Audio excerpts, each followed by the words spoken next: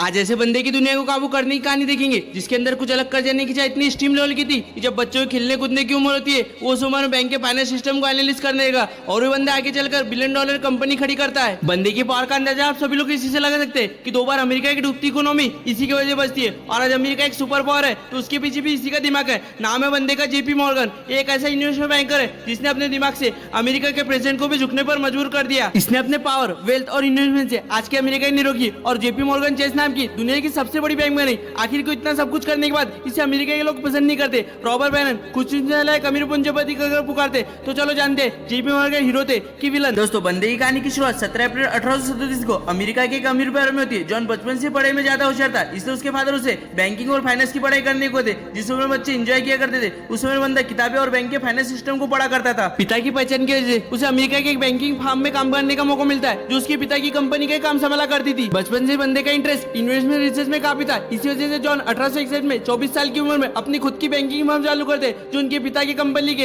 एक एजेंट के रूप में काम करती थी। जिस साल बंदा अपने फर्म की शुरुआत करता है उसी साल अमेरिका में सिविल वॉर की शुरुआत होती है। अमेरिका कानून था जंग में किसी को लड़ने जाने पड़ता था पर बंदा अपनी पहचान से कुछ पैसे घुस देकर जंग में जाने से बच जाता है पर बंदा जंग में भी अपने प्रॉफिट के बारे में सोचता है। उसी वक्त उसे सैमन स्टील नाम का बंदा मिलता है जिसको $3.5 पर राइफल के हिसाब से राइफल खरीदता है और उसमें कुछ बदलाव कर अमेरिकन गवर्नमेंट को बेवकूफ बनाकर $22 में बेचता है जिससे उसका मुनाफा 600% तक का बढ़ जाता है। और ऐसा ही करते हुए बंदा सालों की मेहनत कर बहुत सारा पैसे जमा कर लेता और बड़े बड़े प्रोजेक्ट में इन्वेस्ट करने लगता है। और ऐसे ही इन्वेस्टमेंट अमेरिकन रेलवे सिस्टम में करता है। अमेरिका में इंडस्ट्रियल ग्रोथ अपने पिक पर थी और ट्रांसपोर्टेशन को आसान करने के लिए रेलवे को बढ़ावा दिया जा रहा था। दरअसल इस समय में अमेरिका में 3 सेक्टर का बोलबाला था, ऑयल, स्टील और रेलवे। ऑयल इंडस्ट्री में जॉन डी रॉकफेलर की मोनोपोली थी तो स्टील के मार्केट में कार्नेगी का दबदबा था पर रेलवे इंडस्ट्री में अभी तक का किसी का एकाधिकार नहीं था क्योंकि रेलवे इंडस्ट्री में बहुत सारी छोटी छोटी कंपनियां आपस में कंपटीशन करती थी। जॉन इन सारी कंपनी में इन्वेस्टमेंट करता है। इसके कंपनी में शेयर ज्यादा होने की वजह से बोर्ड ऑफ डायरेक्टर के पावर का यूज करके सारी छोटी कंपनी को आपस में मर्ज करता है। इससे सारी छोटी कंपनी खत्म हो जाती है और जेपी मॉर्गन की कंपनी स्टैब्लिश हो जाती है। जिस तरह ऑयल और स्टील की इंडस्ट्री में रॉकफेलर और कार्नेगी की मोनोपोली थी उसी तरह बंदा रेलवे सेक्टर में अपनी मोनोपोली बना लेता है। कोई भी इन्वेस्टर एक कंपनी में इन्वेस्ट करके अपने पैसे को मल्टीप्लाई करने का सोचता है पर जेपी मॉर्गन जिस भी कंपनी में इन्वेस्ट करते हैं उस कंपनी को पूरी तरह से अपने कब्जे में लेने की सोचते हैं। ये बंदे की दिमाग और काबिलियत का अंदाजा आप सभी लोग इसी से लगा सकते हैं। जब 1893 में अमेरिका की इकोनॉमी डिप्रेशन में जाती है, सारी फॉरेन इन्वेस्टमेंट देश के बाहर जाती है